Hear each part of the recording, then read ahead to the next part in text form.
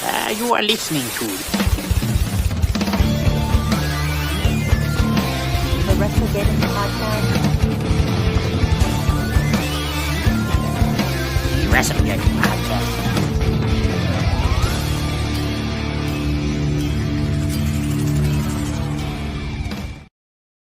What's up, everybody? It is a Friday night, and you know what that means. It is time once again for your WrestleGeddon podcast. And of course, you know me. I am Chris the Heat Matthews, and I'm flying solo tonight. Carl is off somewhere doing what the Tennessee Jesus does.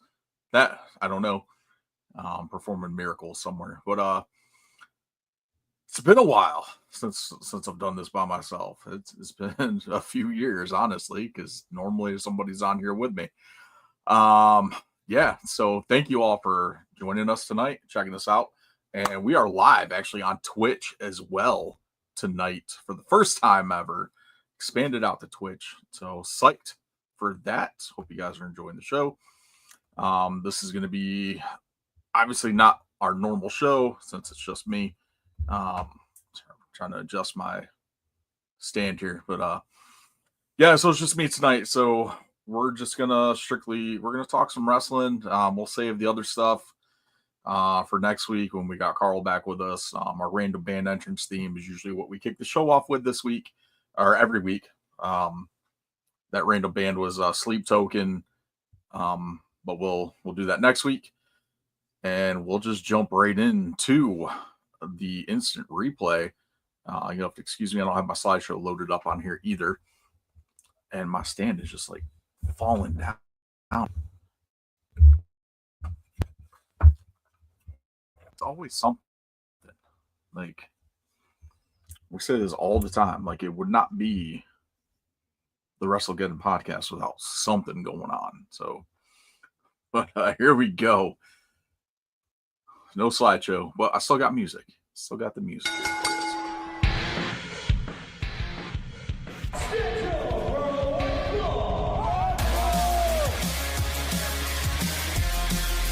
All right, get in the ring. Instant replay. Let's talk some Money in the Bank qualifier matches. We've had a few so far coming up into tonight's SmackDown. Last week we saw Alexa Bliss and Solo qualifying their respective Money in the Bank matches, the men's and the women's. I'm very disappointed with the stand that I got because it seems to be does not want to stay upright. It keeps like trying to go down. So I have a feeling it's going to be a lot of me adjusting this stand. So, but yeah, Solo qualified for the men's Money in the Bank ladder match with some help from JC Mateo and Jacob Fatu. No surprise there. And then we also saw Alexa Bliss qualify last week's SmackDown, and Monday Night Raw, Rhea Ripley and Roxanne Perez both qualified as well in their respective triple threat matches. Monday night, we also saw the return of Kairi Sane, which super stoked for that. They brought her back in the her Pirate Princess gimmick, which is pretty cool. Then she ended up flipping out the gold coins and all that fun stuff. But there was a spot in that matchup where Zoe Stark had come off the top rope with her springboard drop kick that she does. Was a little bit of a missed timing, and looks like she blew her knee out. Legit blew her knee out. But Dave Meltzer, in his infinite dumbassery, decided to tweet that it was just a work. After Kairi had tweeted out that she hopes to work with her again, and hoping that she has a speedy recovery. So yeah. But I'll never understand why anyone thinks that Dave Meltzer is the end-all be-all for any type of wrestling information. As a historian, yes. But when it comes to like actual inside stuff, like he just needs to go away. It's a little ridiculous. But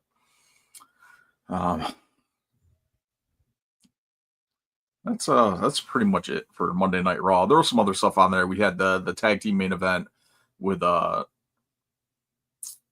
was it a tag team main event? I don't even remember what the hell it was. I think I fell asleep before the main event. But yeah, we'll get into more of that too anyway. But we've got Saturday night's main event coming up this weekend. Saturday night, we've got NXT Battleground, and we've got AEW's Double or Nothing. So pretty stacked weekend for wrestling.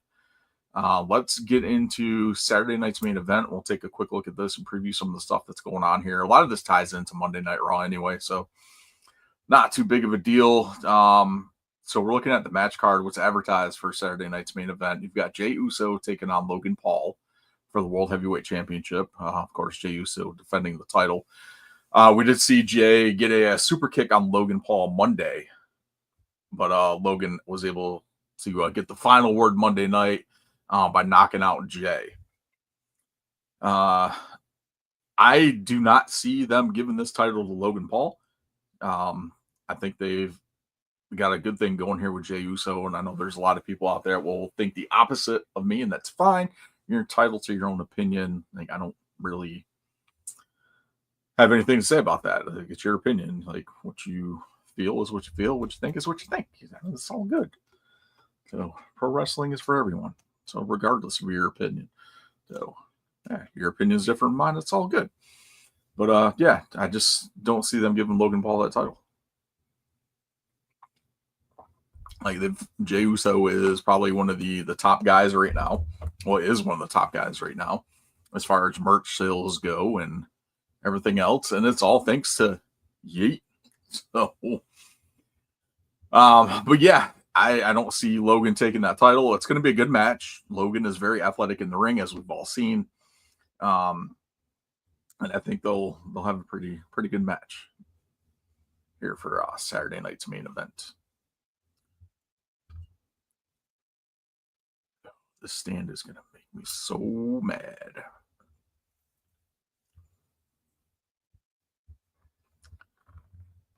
All right. It's not a very flattering angle here for me, but we'll roll with it anyway. We've got the tag team match, CM Punk and Sami Zayn taking on the team of Seth Rollins and Braun Breaker. This is probably the most anticipated matchup for me, with everything that's been going on between the four of these guys, specifically, the direction that they've taken Seth Rollins and Braun Breaker, teaming them up with Paul Heyman. I'm invested in the story. I want to see where it goes. I want to see where it ends. And I think they got a pretty good thing going here with this. And it's going to be a hell of a matchup. These four guys are no slouches in the ring. And it's going to be awesome. And I'm putting the win on Seth and Braun Breaker Saturday night for this one. It just seems the logical thing to do for this. So we'll see what happens. I'm excited to watch this. Then we've got the Women's World Championship matches. Io defends against Rhea Ripley. I'm still not quite sure why they gave Rhea that win for the Women's Money in the Bank match. I understand why they did it. It's Rhea Ripley. She's probably is one of the most popular women's wrestlers in WWE right now. So it makes sense that you want to put her in these high profile matchups. But if she is qualified for Money in the Bank, what's going to happen with this? If she wins the title off of Io Saturday, does she still go into Money in the Bank? Or does she get replaced? Does Io take her place? So there's a lot of interesting dynamics with this matchup, I guess, pertaining to the Money in the Bank match coming up here in a few weeks. So that's the interesting thing on that for me. I'm still hoping Io pulls out the win. I've been enjoying Io Sky as champion. It's definitely been something different, and away from your typical bigger stacked wrestlers like Rhea Ripley, Bianca Belair, those guys. I've been a fan of Io since the NXT days. Unfortunately, I didn't catch any of her stuff in Japan, and her run in Lucha Underground was just really short. So she did showcase a lot of stuff in there, especially some of those run-ins with Penta and things like that. But I like Io as champion, and I'm looking forward to this matchup as well. I don't think there's really a match on here that I'm not looking forward to. And then you got Damian Priest and Drew McIntyre in a steel cage. Like, how can you go wrong with that? Like, anytime there's a cage match, like, these guys are going to beat the shit out of each other. And it's going to be awesome. So, looking forward to that as well. I think Saturday night's main event is going to be pretty solid. So, hope you guys are checking that out too. The downside with this, and I don't know. I don't want to get on a tangent here, but I'm going to get on a tangent because I can do what I want. It's my show. So tickets for Saturday night's main event are around like $170 per ticket. So going into this, you've got SmackDown, you've got Roadblock, Saturday night's main event, you've got Roadblock, you've got Raw, and then you go into NXT on Tuesday. All emanating from the same place, the same area. But NXT ended up being canceled in that venue, so I guess they're moving it back to the Performance Center due to low ticket sales. WWE, or not WWE specifically, but TKO has gone to the point where we're raising ticket prices because we're selling out these arenas and these big stadium shows really quickly. So if we're selling them at these prices, why not raise them more and then make more money off these tickets? The problem with this, and I know that a lot of people have talked about this already, professional wrestling has always been like that type of thing for a family to go to. Like your typical family, four people, 5 people, whatever your size your family is. It's always been like an affordable form of entertainment, live entertainment to go to. Where you have all these concerts and stuff where they're continuously raising prices and things like that. Like WWE has not been out of reach for, the typical family. And that's the one thing that they're doing with TKO is that they're raising these ticket prices so the average family cannot go to these shows or afford to go to these shows. And you can see it now because when's the last time WWE has canceled an event in an arena, in a venue due to low ticket sales? That's in my recollection, that has not happened at least in the last 15, 20 years. Even during like the worst of times, like back in like the mid 90s, with the lower ticket sales, stuff like that, and lower draws. You look at like even the crap times during the 2000s, with like the terrible storylines and stuff like that. Like ticket sales were still up there. They weren't incredibly low to the point with their not pulling in people to these venues. But now it's getting to that point where just to go to a Raw or a SmackDown. SmackDown was in Greensboro, North Carolina. I think it was last week or the week before. And the tickets for that were $100. I think the lowest price ticket on there was like $75. $75 for one ticket that was still available on there. And that's like up in the upper level seating. So something's got to change, TKO. Something's got to change. Like, you're just greedy, money grubbing schlubs, I guess. I don't know. But that was the same issue with AEW, though. A few years ago, as their ticket prices were astronomically high, even for like the cheaper seats. But I've noticed comparing the ticket prices for them and WWE, AEW's ticket prices have gone down, WWE's have gone up. So at least AEW is making a step in the right direction as far as tickets go. And you can kind of see that too in their weekly programming, as at least the camera side of Dynamite looks to be a little fuller. The pay-per-views are always a pretty decent sized crowd because everyone knows like pay-per-views are going to deliver, which I'm sure Double or Nothing's going to deliver this weekend too. But yeah, that's my little tangent there on ticket prices and stuff like that. So there we go. Saturday night's main event. Then we got NXT Roadblock, which is, it's not Roadblock. What the? Damn it. I am not prepared for any of this stuff at all tonight.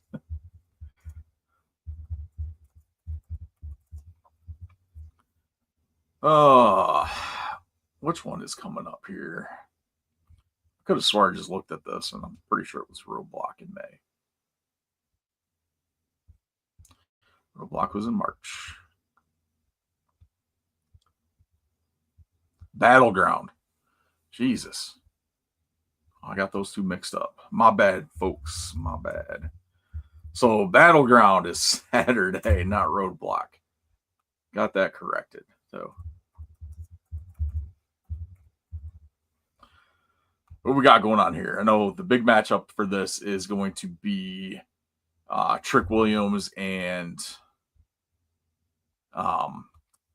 Joe Hendry for the TNA Championship. It'll be the first time that the TNA title, the TNA World Championship, has been defended on WWE programming. So that's going to be pretty cool. It's going to be a great match. Those two are phenomenal talents. They're going to go toe-to-toe on here. I think it would be awesome if they pulled the trigger and gave the title to Trick, but I know, kind of got a feeling that's not going to happen. There probably might be some kind of outside interference in this matchup, so Hendry gets the win regardless and still retains the title.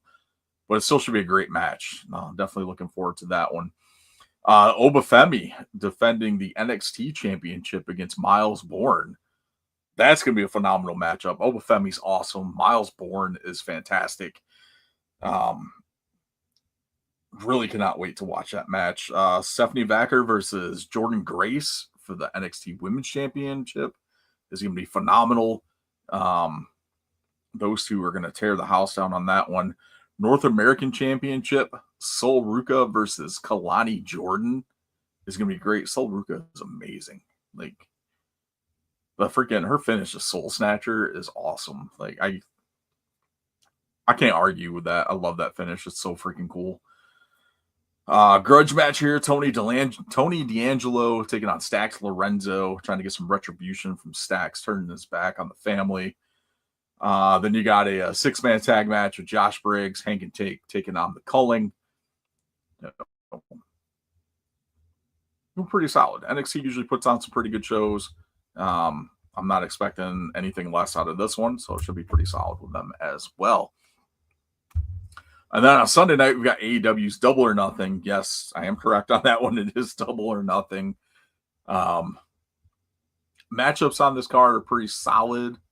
The whole weekend of wrestling looks pretty solid. Like, you can't really say too much. And like, even with AEW's lack of build for a lot of their matches and stuff going into their pay-per-views, like, some of these matches just turn out great. Like, you have the Paragon taking on the Don Callis family. I know there's been some build up for this, but it's not like as much as it would be with like the Anarchy in the Arena match with Omega, Swerve, Willow, and the Ops taking on the Death Riders and the Young Bucks. This has kind of been building for a while now to get to this point where they're kind of like sprinkling, these other people in here. Or the Paragon's kind of been like last 3 weeks maybe building up to this matchup, which isn't like super bad. That's typically what WWE does when they're building like these short-term matches and stuff. So but yeah, then we've got the finals for the Men's Own Heart Cup tournament with Hangman Page and Will Ospreay. The promo between these two Wednesday night on Dynamite was just freaking awesome. That's probably one of the best promos that I've seen from Will Ospreay since coming to AEW.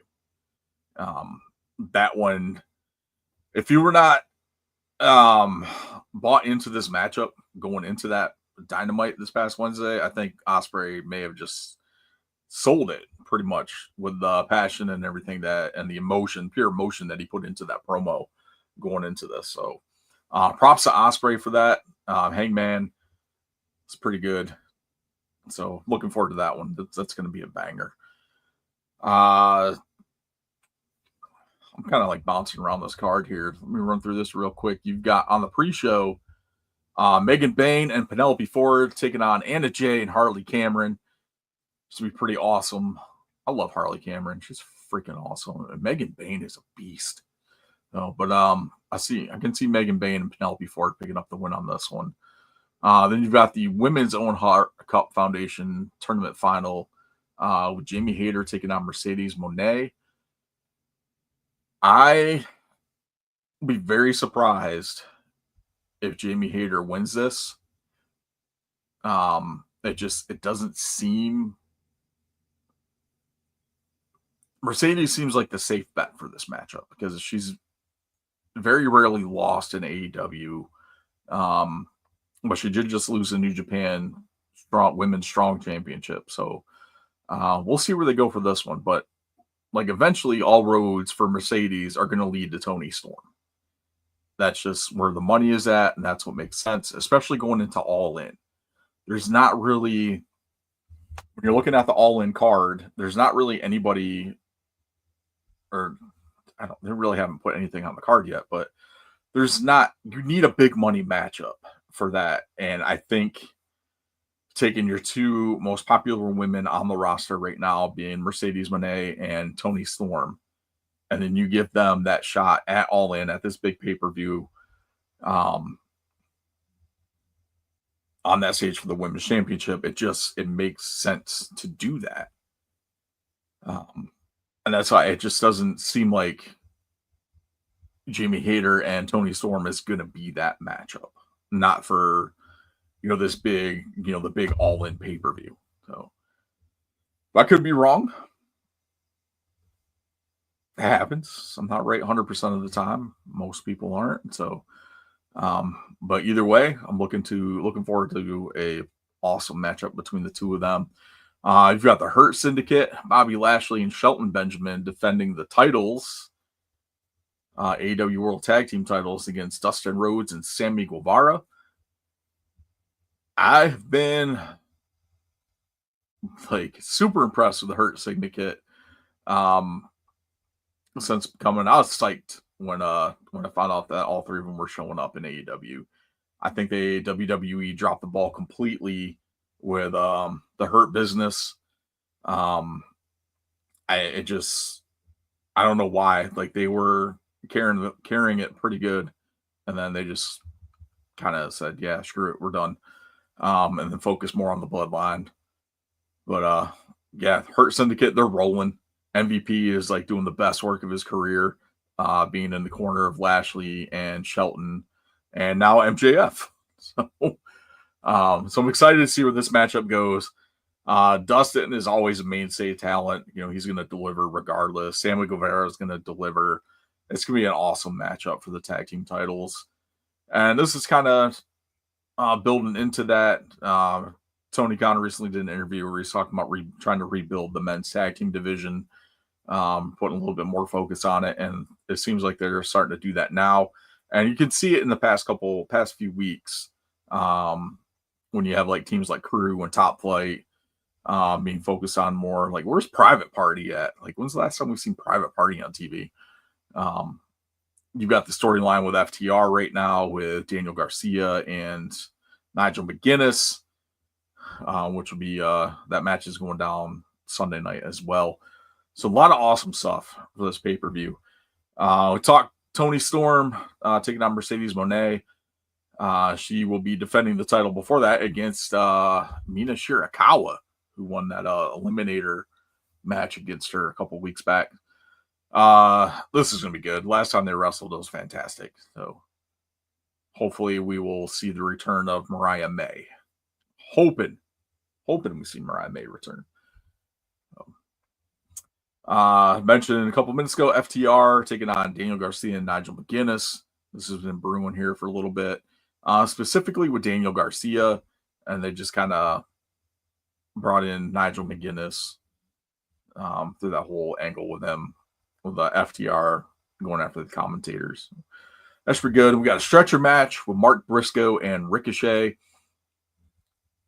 This is probably one of my least anticipated matches for this. It took me a little bit to warm up to Ricochet in AEW, but I think he's been doing some great heel work lately. He's got like the douchey heel thing down, and he does it well. Mark Briscoe, always a favorite.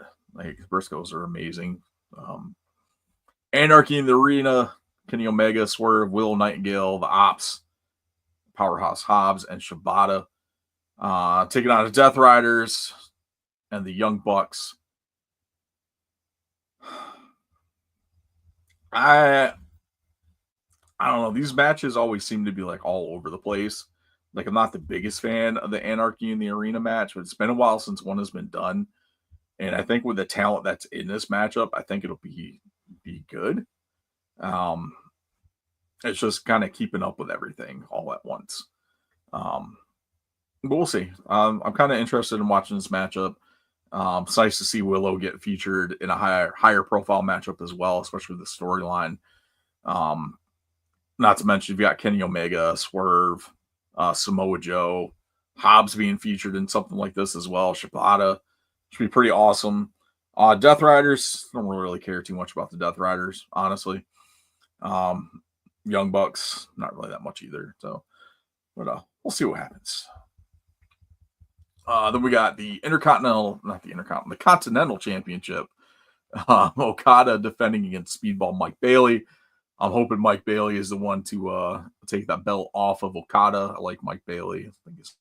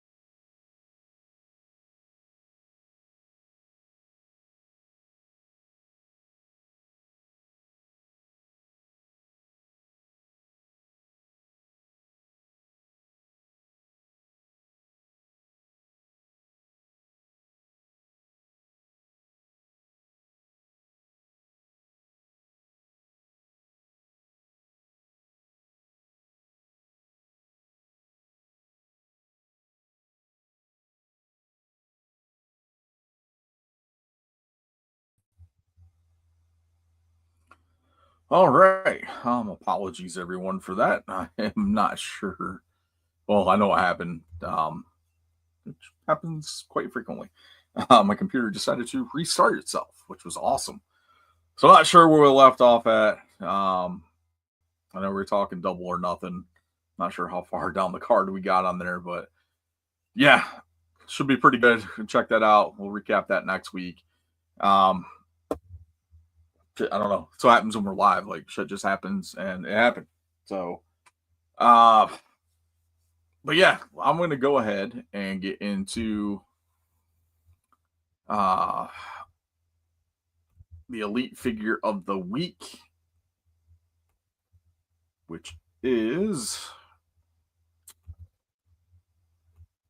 So I'm all like turned around, discombobulated. Usually, there's somebody else here holding it down for me while I'm trying to figure this out. But, hey, elite figure normally ends up being one of my elite figures, but found a pretty solid figure this week. I know it's been a pretty sought after one, and that is the AEW Unmatched Series 11 Sky Blue. Pretty excited when they announced this figure. Love Sky Blue. Been a fan of Sky Blue for a little bit. Followed her through NWA up into AEW. Fantastic in-ring talent who's only gotten better the more that she is in the ring. And I'm hoping Tony Khan was asked about women's tag titles, which is something I meant to bring up earlier.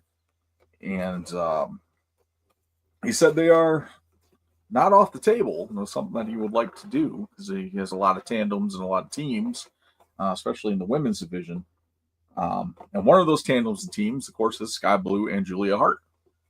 I would love to see Sky Blue and Julia Hart win some tag team titles here. And with the depth of AEW's women's roster, there's not any reason why they shouldn't have tag team titles. Which is just my opinion. And those women's tag titles should have came before some of these other BS men's titles that they have, like the Continental Championship or the international, whatever freaking titles they've got. So, yeah, like it should have been an addition to another women's division title before adding 3 more men's championships. So, pretty stoked for this. She's got 2 sets of hands. So she's got the open hands that are on right now, and then she's got a set of closed fists there. So pretty cool. I make this joke quite frequently, but action figure collecting, whether you collect like Marvel Legends or wrestling figures or something like that, but it's the only hobby where it's acceptable to say that you have a bin full of body parts. Can't get away with that in normal day conversations.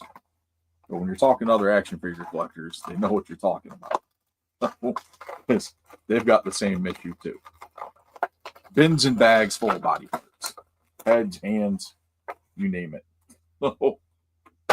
That's probably in a bin somewhere. So.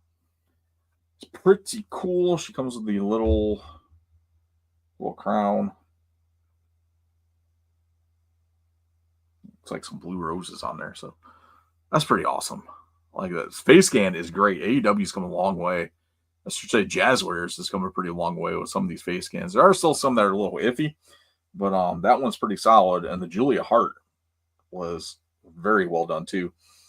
So she's got that, and then she's got this little black skirt thing, which is a camera's over here. It's not like hard. It's still kind of pliable plastic, but it's not like super hard to where it's not going to move.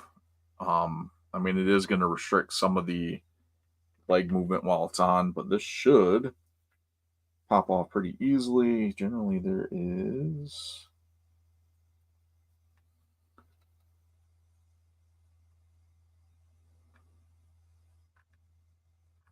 should be like a clip or something on here to pop this off, but this is an AEW figure, and the plus side about this is they pop apart pretty easily at the torso. So that makes it easier to get stuff like this off. So boom, you see like that cool little joint right there. And then that's just going to clip right inside to that ball joint that's inside the waist. Bam, there we go. So there we go, sky blue. So awesome figure, great detail on the ring gear. Not really much detail. It's just like you got the silver dots and stuff on the trunks and on the boots and stuff. But they did a great job with this, especially with the tattoos. You can see the one right there on her leg. That one's pretty solid. Then you got the one right there on her forearm. Really great detail on this. This is an awesome figure. I did find this at Walmart. It seems Walmart has been getting a lot of the AEW figures, the newer ones, surprisingly before Target. And I've only got a couple Walmarts in the area that still have peg spaces and shelf space for AEW figures. And majority of them, like all the rest of them I have around me, are taking AEW off the shelf. So, I mean, that's surprising in its own right. And then, not to mention the price hikes at Target, when these guys, AEW figures going up $23.99, but the Target exclusives are still $19.99. So, if you haven't got that Revolution Target exclusive Sting yet, definitely pick that up before they decide to raise the price on that as well. That's another one I got to pick up. Need that Sting figure. So pretty awesome. So there you go. Your elite figure of the week is sky blue. So, I don't know. Normally this is where we would go into, some of our other stuff like Guess the Wrestler, or Fatal 4-Way, stuff like that. No Holds Barred. But, yeah, I don't really have a whole lot of other stuff to talk about. Talk some wrestling, talk some other stuff like that. It's not a normal format show. So if you are new to the podcast, make sure you come back next week. Carl's here. We'll go back to our normal format. I just wanted to do something quick this week, so there's still like an episode out there for you guys to check out. So I appreciate everybody. Thank you for tuning in. I'm going to Carolina Fear Fest this weekend, which is going to be pretty fun. So I'll have a recap of that for you for next week in our No Holds Barred section. It's a nice little horror convention here in Raleigh, North Carolina. So it should be a lot of fun. Some great guests there. Malcolm McDowell, Tyler Labine, so many awesome people. Nancy Loomis from the Halloween franchise.